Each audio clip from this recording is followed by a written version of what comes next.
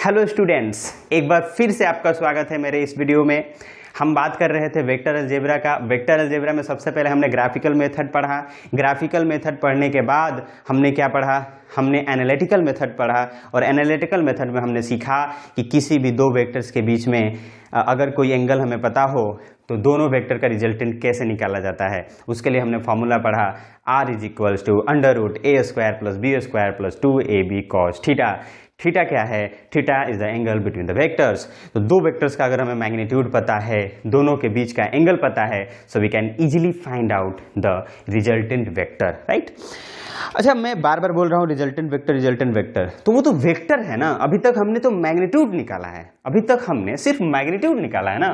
अगर हम r is equals to A square plus B square plus 2ab cos theta हम लिख रहे हैं, तो ये मैग्नीट्यूड है ना रिजल्टेंट वेक्टर का। भाई साहब, ये क्या है? मैग्नीट्यूड ऑफ रिजल्टेंट वेक्टर, जो आर वेक्टर आ रहा था उसका ये मैग्नीट्यूड है ना।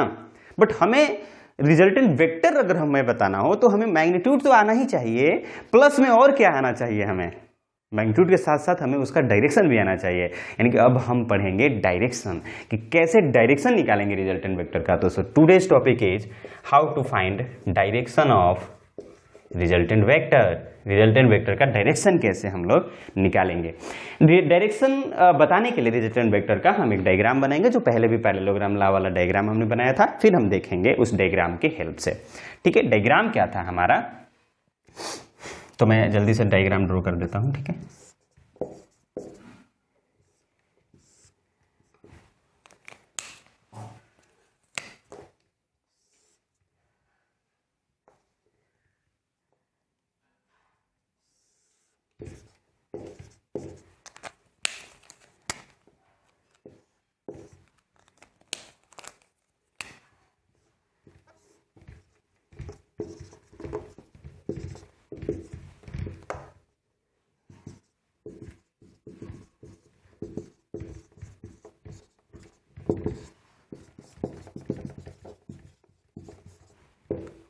चलिए, तो डायग्राम तैयार है बनके।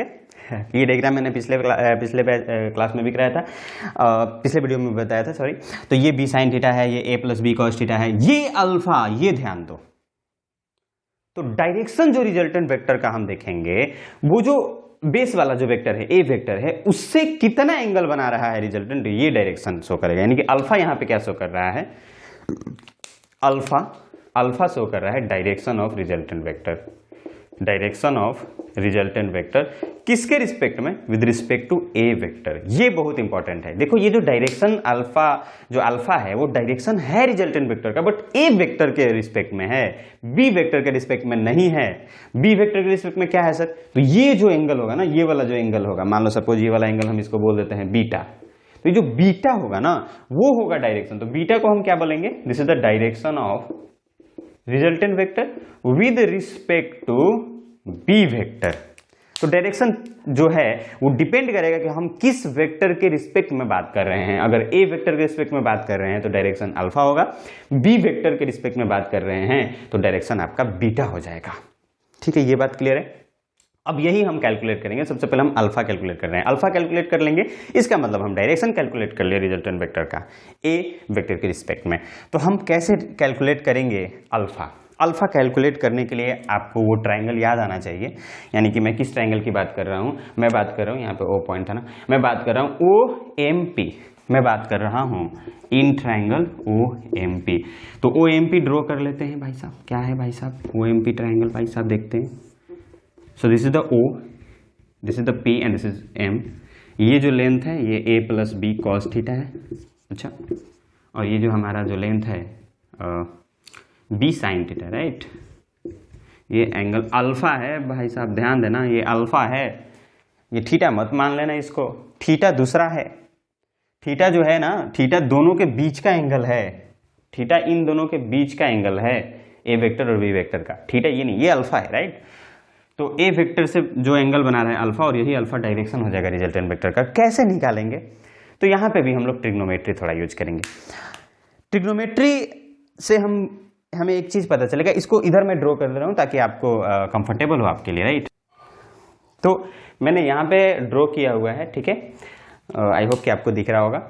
तो यहाँ से हम अल्फा देखेंगे, तो अगर आपको ये नहीं दिख रहा होगा तो आपको ये जरूर दिख रहा होगा, ये बी साइन थीटा है, राइट, ये बी साइन थीटा है।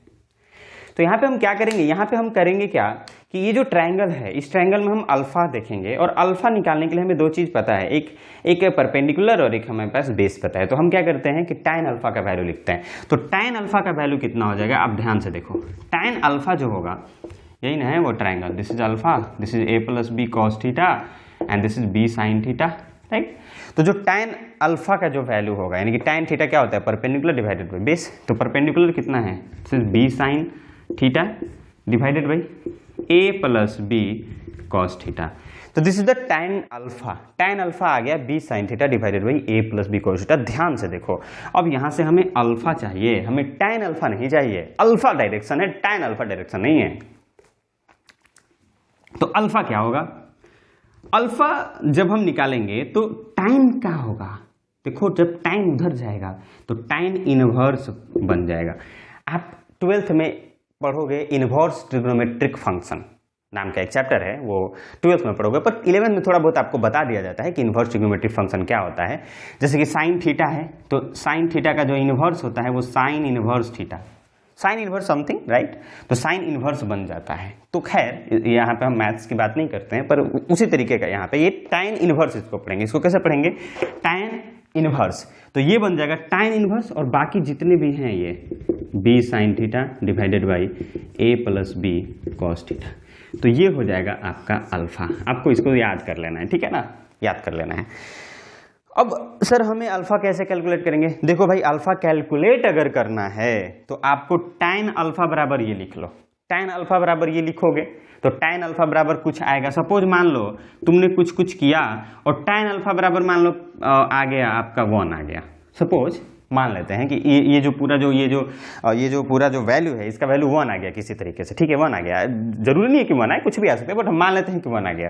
तो सर बताइए कि tan अल्फा जब 1 है तो अल्फा कितना है, अल्फा कितना है। तो यहां से हम रफली बता सकते हैं कि अल्फा सर जी 45 डिग्री है। कैसे, क्यों, क्योंकि tan 45 ही जो होता है वो 1 होता है। वैसे तो और भी एंगल्स हो सकते हैं, बट हम एक जनरल एंगल की बात कर रहे हैं। tan 45 1 होता है, इसलिए सर अल्फा की जगह पर हम 45 लिख सकते हैं। बिल्कुल सही बात है, यानी कि अल्फा कितना हो गया 45 डिग्री। तो 45 डिग्री क्या है, 45 डिग्री है कि जो हमारा जो रिजल्टेंट वेक्टर है वो ए वेक्टर से कितना एंगल बना रहा है, 45 डिग्री, ए एंगल से, बी एंगल से नहीं। क्योंकि आपको ध्यान ये भी रखना है कि आपने एक और एंगल को जोड़ा है, सॉरी एक और वेक्टर है यहाँ पे जिसका आप सम कर रहे हो, बी वेक्टर है, तो वहां से 45 डिग्री नहीं है, ए से है। अगर हमें बी से बताना हो सर तब क्या करेंगे, तब देखो पूरा डेरिवेशन तो नहीं करेंगे, वैसे ही डेराइव हो जाएगा, जैसे कि अल्फा निकला है वैसे ही वो ही निकल जाएगा। बट स्टिल मैं आपको बता देता हूँ कि आपको क्या करना है। जहाँ पे आपको अल्फा दिया हुआ है, जहाँ पे आपको अल्फा दिया हुआ है वहाँ बीटा कर लो, और जहाँ पे बी है वहाँ ए कर लो, और जहाँ पे ए है वहाँ पे बी कर लो। बस यही काम करना है, पलट देना है। ये कर लोगे बीटा, tan बीटा आ जाएगा, और यहाँ से फिर बीटा कैलकुलेट हो जाएगा। So beta is equals to, यहाँ पे ए कर लो, यहाँ पे बी कर लो, यहाँ पे ए कर लो। ये फार्मूला भी हम जनरेट कर सकते हैं। आप कमेंट करना अगर ये फार्मूला आपसे नहीं आता है, तो मैं आपको डिराइव करके दिखा दूंगा। तो इस तरीके से हम करेंगे। तो इस तरीके से हम एंगल्स निकाल सकते हैं, या हम ऐसे बोले कि डायरेक्शन निकाल सकते हैं रिजल्टेंट वेक्टर का। तो रिजल्टेंट वेक्टर का डायरेक्शन आप इजीली कैलकुलेट कर सकते हो। तो रिजल्टेंट वेक्टर का डायरेक्शन कैलकुलेट करने के लिए आप ये ट्रायंगल बनाओ। इस ट्रायंगल में ये बी साइन थीटा होगा, ये A plus B cos theta होगा, और यहाँ से आप अल्फा का वैल्यू निकाल लो by the help of formula tan alpha, right. और बीटा कैलकुलेट करना चाह रहे हो तो बस ए और बी को बदल दो, राइट। तो इस तरीके से हमने सीखा कि हम किस तरीके से दो जो वेक्टर्स हैं, दोनों वेक्टर्स का हम कैसे रिजल्टेंट कैलकुलेट करेंगे। जब हम रिजल्टेंट कैलकुलेट कर लें तो दूसरी बात रह गया कि उसका डायरेक्शन भी हमें कैलकुलेट करना पड़ेगा, और डायरेक्शन कैलकुलेट करने का भी तरीका मैंने आपको बता दिया। तो दोनों तरीका हमने सीख लिया, एक मैग्नीट्यूड निकालने का तरीका, दूसरा डायरेक्शन निकालने का तरीका। दोनों को कंबाइन कर लेंगे, रिजल्टेंट वेक्टर आ जाएगा, रिजल्टेंट वेक्टर आ जाएगा ना, क्योंकि मैग्नीट्यूड इंटू डायरेक्शन कर देंगे तो रिजल्टेंट वेक्टर आ जाएगा, राइट। तो इसमें तो थ्योरी चल रहा है। नेक्स्ट वीडियो में मैं कुछ क्वेश्चंस लेकर आऊंगा जो प्योरली बेस्ड होगा एनालिटिकल मेथड पे, और उन क्वेश्चंस को करेंगे सो दैट कि जो आपने कंसेप्ट सीखा है वो आपका कंसेप्ट और ज़्यादा क्लियर हो जाए। तो आप उस वीडियो को जरूर देखिए, जो क्वेश्चंस वाला वीडियो होगा। वैसे तो आप ये भी देखिए, पर ये कंसेप्ट है, इसको आप नोट डाउन कीजिए और इन कंसेप्ट का यूज कीजिए उन क्वेश्चंस में। और क्वेश्चंस आप क्या करोगे, जब मैं क्वेश्चंस लिखवाऊंगा आप पॉज करके पहले खुद से सॉल्व करोगे, देन आप वीडियो को रेफर करोगे कि मैं सही कर रहा हूं कि नहीं, या फिर भी देखोगे, अगर सही किए हो फिर भी देखोगे कि तरीका क्या है करने का, ताकि आपको अगर आप कुछ गलती कर रहे होगे तो आप वो सीख सकोगे। आई होप कि आपको वीडियो पसंद आ रहा होगा, ये वीडियो आपको इन्फॉर्मेटिव लग रहा होगा। अगर आपको ये वीडियो इन्फॉर्मेटिव लग रहा है तो प्लीज़ आप मेरे चैनल को सब्सक्राइब कीजिए और लाइक कीजिए। सब्सक्राइब करके आप बेल नोटिफिकेशन को भी दबाइए, सो दैट कि जब भी मैं वीडियो अपलोड करूं तो आपके पास सबसे पहले पहुंचे।